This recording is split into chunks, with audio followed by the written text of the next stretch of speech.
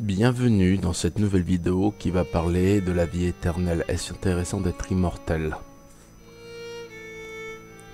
Mourir est la pire des choses qui puisse arriver à un être humain. Un matin, on est là et d'un seul coup, plus rien. Le néant. La mort a fait son travail.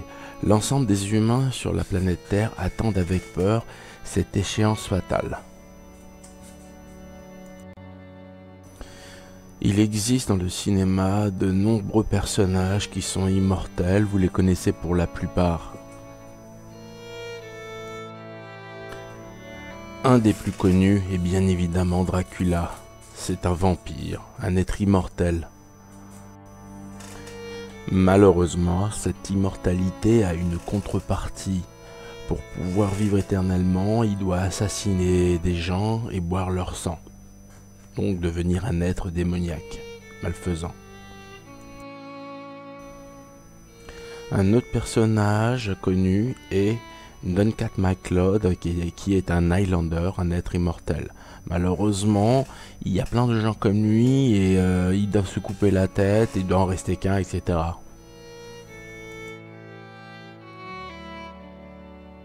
Sinon, dans la réalité, nous humains, nous vieillissons, nous nous dégradons.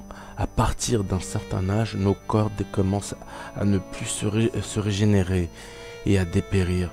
Je rappelle bien le sujet de cette vidéo, est-ce une bonne chose de vivre aussi longtemps quand on sait ce que l'on vit en tant qu'être humain qui dépérit?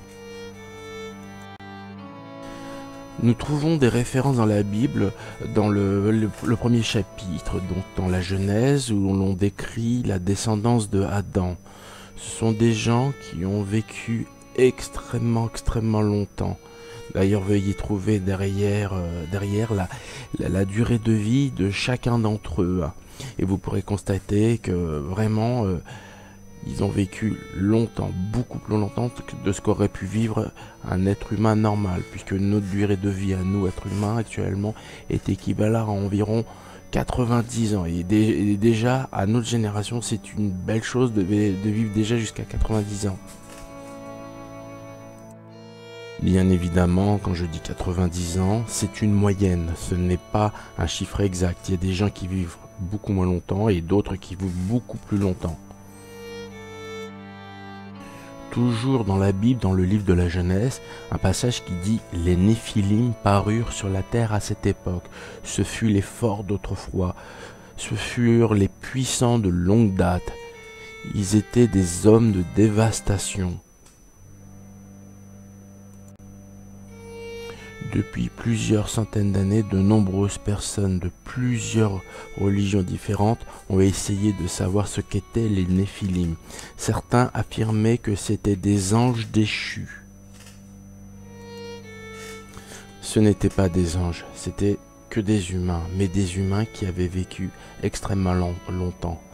Comme vu précédemment dans le tableau, il y a des gens qui ont vécu entre 800, 900 jusqu'à 1000 ans.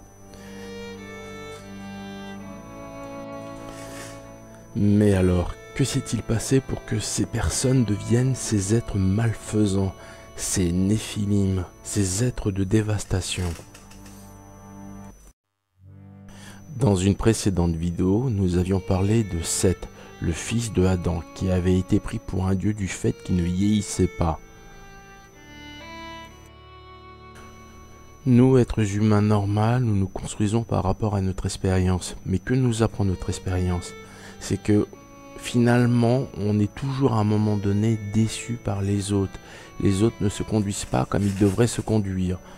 Donc on va de déception en déception, par finir à la fin pour être une personne qui déteste ou se méfie de la plupart des gens. Je parle pas pour tout le monde, mais de façon générale, les gens deviennent, en vieillissant, des personnes assez colériques et méfiantes. Mais là, je parle de gens qui ont vécu que 70, 80 ou 90 ans, pas plus. Alors, maintenant, imaginez une personne qui a vécu 1000 ans. Quel est son regard sur les autres? Vous pourriez obtenir un être qui déteste l'ensemble de l'humanité. Dans la mythologie égyptienne, le dieu Seth était reconnu comme un dieu malfaisant, alors que vu précédemment dans une autre vidéo, Seth était le fils de Adam. Il est mort à 912 ans. Donc cet homme, en ayant vécu 912 ans, a développé de la colère et de la haine à l'égard de ses frères humains. C'est ce qui a fait que les Égyptiens en ont vu cette personne comme un être démoniaque ou malfaisant. Donc maintenant, on peut vraiment se poser la question, est-ce que ça vaut la peine de devenir immortel? Pas au vu de ce que nous avons vu précédemment dans cette vidéo. De par sa nature d'être humain, l'homme n'est pas fait pour vivre éternellement dans cette planète, dans ce monde. Donc c'est une bonne chose que l'arbre de vie ait disparu. Bien évidemment, je parle de l'arbre qui se trouvait dans le jardin d'Éden. Il y avait deux arbres. Il y avait l'arbre de vie qui permettait de vivre éternellement et l'arbre du savoir qui permettait d'acquérir une connaissance de tout.